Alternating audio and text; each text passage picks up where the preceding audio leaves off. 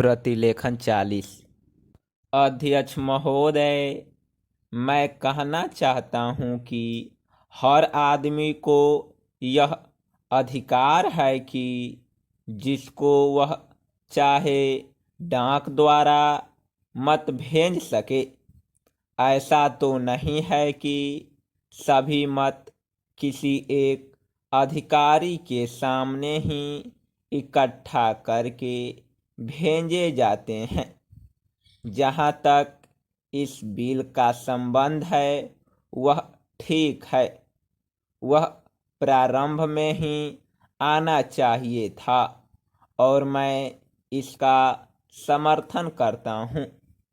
मैं इस सदन के माननीय सदस्यों से भी निवेदन करता हूँ कि इस बिल को पास कर दिया जाए।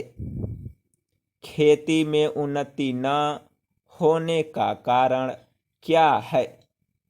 उसका एक कारण यह है कि खेती से संबंधित जितने विभाग हैं उनमें आपस में समन्वय नहीं है।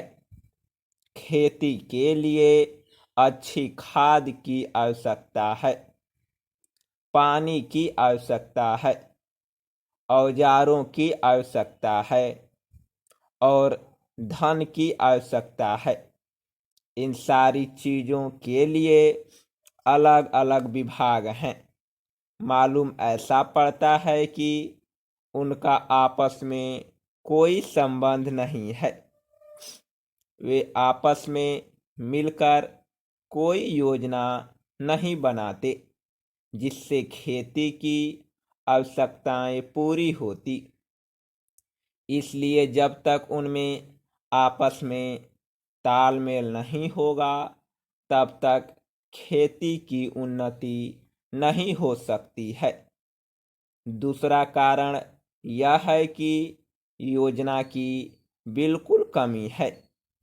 इसके अलावा कृषि कॉलेजों से निकले हुए जो स्नातक होते हैं, जो खेती की बातों को जानते हैं, उनमें से एक भी आदमी खेती करने के लिए तैयार नहीं है।